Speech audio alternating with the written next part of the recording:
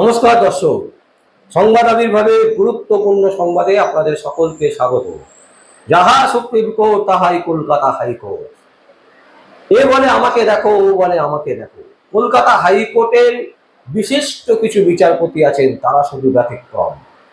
বাকি সবাই কিন্তু যতটা আমাদের চোখ যাচ্ছে, যতটা আমরা দেখতে পাচ্ছি, তাতে কিন্তু প্রত্যেকেই রাজনৈতিক যে প্রভাব, সেই প্রভাবের দ্বারা প্রভাবিত হচ্ছেন।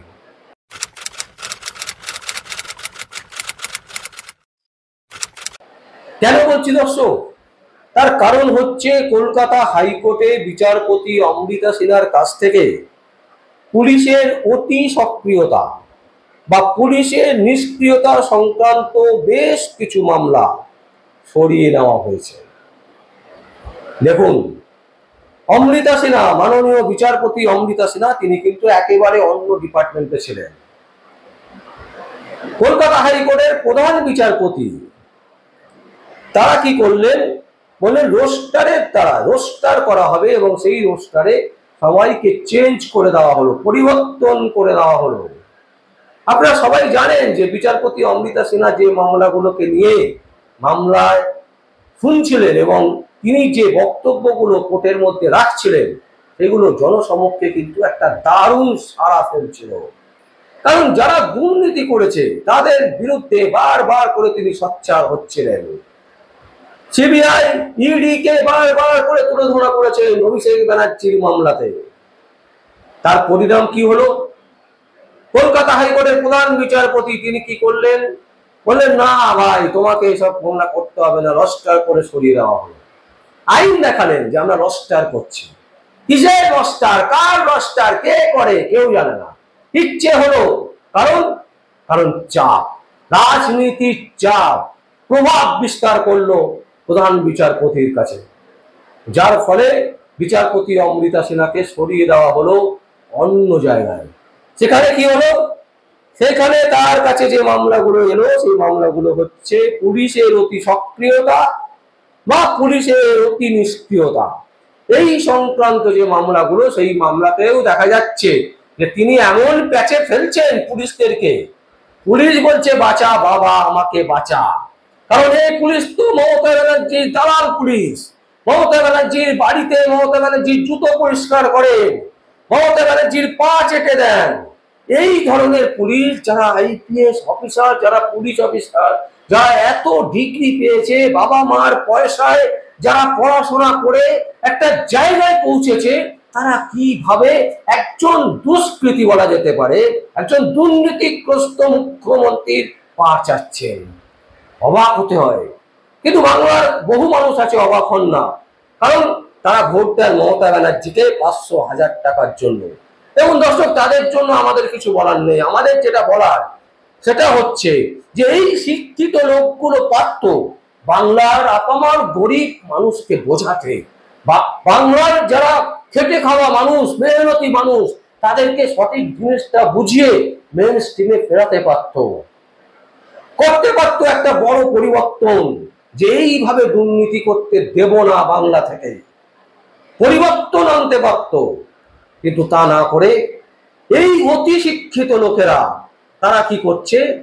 তারা মমতা ব্যানার্জির দালালি করছেন, তৃণমূল কংগ্রেসের দালালি করছেন, এবং যার ফলে বিচারপতি অমৃতা সিনহার খপ্পরে বারবার করে নানান রকমের বক্তব্য শুনতে হচ্ছে তাদেরকে।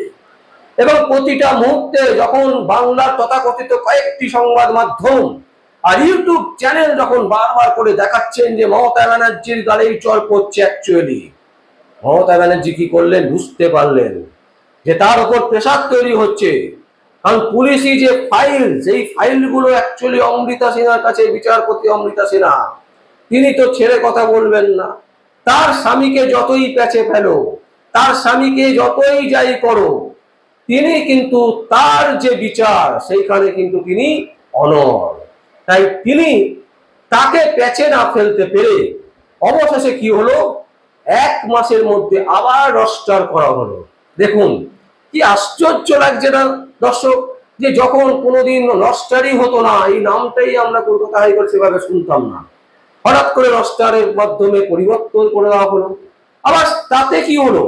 1 মাসের মধ্যে, বেশি দিন না, মাত্র 1 মাসের মধ্যে আবার রোস্টার করে মাননীয় বিচারপতি অমৃতা সিনহাকে সরিয়ে দেওয়া হলো।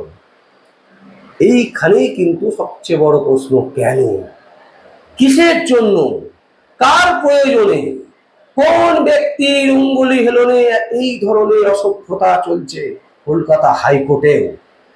এটাই কিন্তু প্রশ্ন।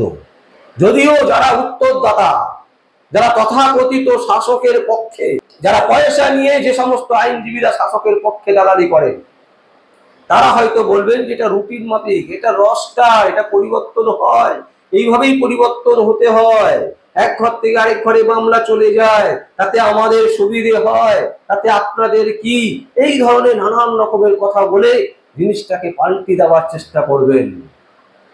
হাইকোর্টে গ্রীষ্মকালীন অবকাশের সময় রোস্টার পরিবর্তন হয়েছিল বিচারপতিদের। তার 1 মাস কাটতে না কাটতেই ফের কলকাতা হাইকোর্টের বিচারপতিদের রোস্টার আংশিক পরিবর্তন করা হয়েছে গত শুক্রবার।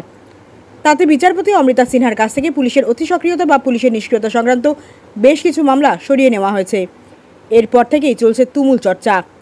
জনস্বার্থ মামলার পরই রোস্টার বদল হাইকোর্টে। কিছুদিন আগে যখন হাইকোর্টের মামলাগুলির রুটিন পরিবর্তন করা হয়, সেই সময় পুলিশের অতি সক্রিয়তা বা পুলিশের নিষ্ক্রিয়তা সংক্রান্ত মামলাগুলি শুনানির দায়িত্ব পান কলকাতা হাইকোর্টের জাস্টিস অমৃতা সিনহা। তবে এবার নতুন রোস্টারে এই সংক্রান্ত মামলাগুলিকে 2টি ভাগে ভাগ করে শুনানির কথা বলা হয়েছে। বিচারপতি অমৃতা সিনহাকে শুধুমাত্র 2018 থেকে 2021 সালের মধ্যেকার মামলাগুলি শুনানির দায়িত্ব দেওয়া হয়েছে, আর অব্যাহতি দেওয়া হয়েছে সাম্প্রতিককালে পুলিশের ভূমিকা নিয়ে যে সমস্ত মামলা দায়ের হয়েছে সেগুলি থেকে। ওদিকে সাম্প্রতিক সময় পুলিশের অতি সক্রিয়তা বা পুলিশের নিষ্ক্রিয়তা সংক্রান্ত মামলাগুলি শুনানির দায়িত্ব পেয়েছেন বিচারপতি রাজশ্রী ভরদ্বাজ। 2022 সালের পর থেকে পুলিশের অতি সক্রিয়তা বিষয়ে দায়ের হওয়া মামলাগুলি শুনবেন জাস্টিস ভরদ্বাজ। হাইকোর্ট সূত্রে জানা গিয়েছে, পুলিশের অতি সক্রিয়তা বা নিষ্ক্রিয়তা এই সমস্ত মামলার চাপ বেড়ে যাওয়ায় এই এজলাস বদলের সিদ্ধান্ত নেওয়া হয়েছে। আবার শোনা যাচ্ছে সম্প্রতি বিচারপতি রাজাশেখর মান্তা সিঙ্গেল বেঞ্চ থেকে ডিভিশন বেঞ্চে উত্তীর্ণ হয়েছেন। এক বিচারপতি ডিভিশন বেঞ্চে উত্তীর্ণ হওয়ার কারণেই রোস্টারে সামান্য পরিবর্তন আনা হয়েছে। তার এজলাসে থাকা প্রাথমিক নিয়োগ সংক্রান্ত মামলা শুনানি দায়িত্ব গিয়েছে বিচারপতি সিনহার এজলাসে। এর আগে 10ই জুন থেকে বিচারপতিদের নতুন রোস্টার কার্যকর হয়, তবে তারপরই হাইকোর্টে দায়ের হয় মামলা। প্রসঙ্গত, জুন মাসে বিচারপতি অমৃতা সিনহার নিরপেক্ষতা নিয়ে প্রশ্ন তুলে কলকাতা হাইকোর্টে জনস্বার্থ মামলা দায়ের হয়। পুলিশ সংক্রান্ত মামলার ক্ষেত্রে বিচারপতি অমৃতা সিনহা নিরপেক্ষতা নিয়ে প্রশ্ন তুলেছিলেন মামলাকারী। বিচারপতি নিরপেক্ষ রায় দিতে পারবেন কিনা সেই বিষয়ে সন্দেহ প্রকাশ করেই মামলাকারী কলকাতা হাইকোর্টে জনস্বার্থ মামলা দায়ের করেছিলেন। জনস্বার্থ মামলায় বলা হয়, বিচারপতি সিনহার স্বামীর বিরুদ্ধে একটি মামলায় পুলিশ তদন্ত শুরু করেছিল। পরবর্তীতে সেই মামলায় বিচারপতির নামও জড়িয়ে যায়। এই আবহে তার এজলাস থেকে পুলিশ সংক্রান্ত বিচারের দায়িত্ব সরিয়ে দেওয়ার আর্জি জানিয়ে আবেদন করা হয়েছিল।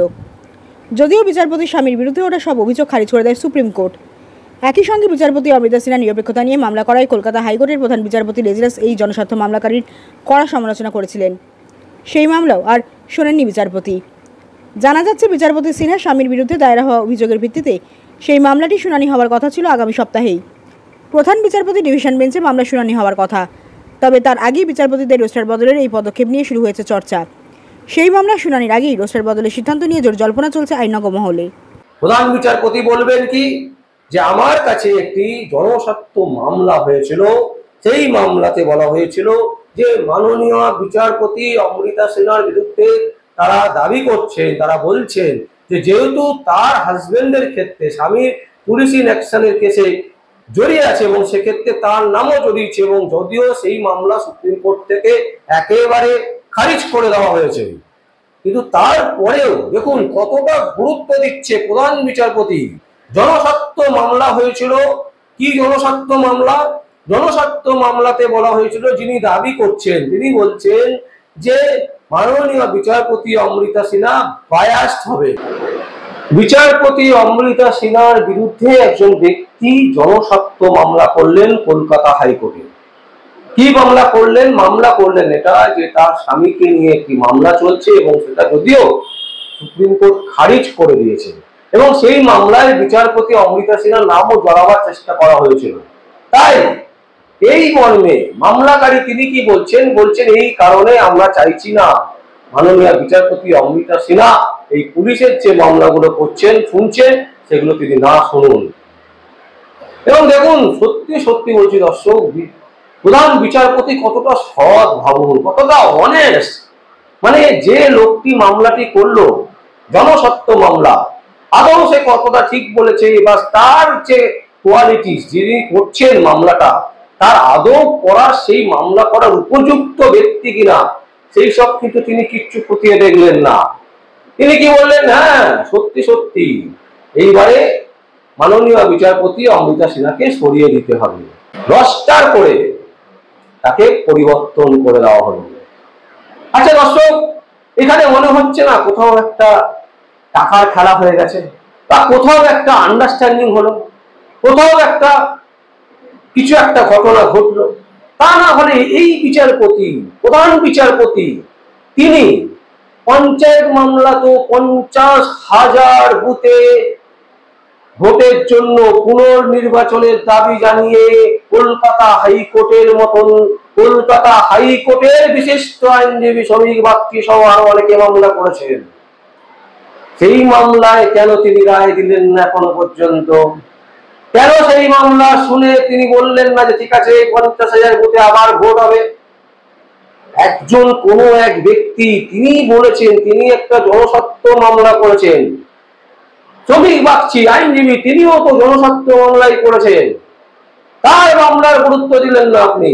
কলকাতা হাইকোর্টের একজন বিশিষ্ট আইনজীবী, অথচ অজ্ঞাত একজন মামলাকারী যিনি মামলা করে বলছেন, জনস্বার্থ মামলা করে বলছেন কি যে এটা বায়াস হতে পারেন মাননীয় বিচারপতি অমৃতা সিনহা, তাই তাকে সরানো হোক।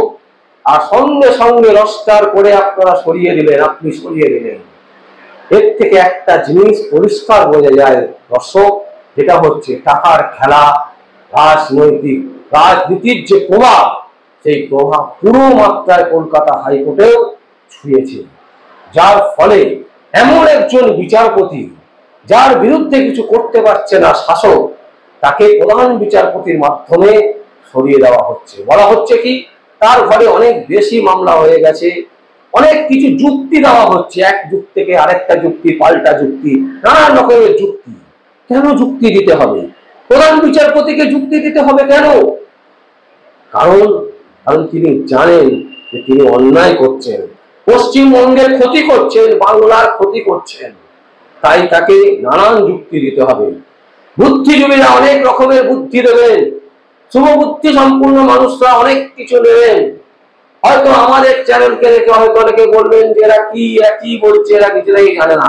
সত্যি তাই, আমাদের কনফিউজ আমরা যে কলকাতা হাইকোর্টের মতন জায়গায় এই ধরনের ঘটনা কি করে ঘটছে, কিভাবে হচ্ছে।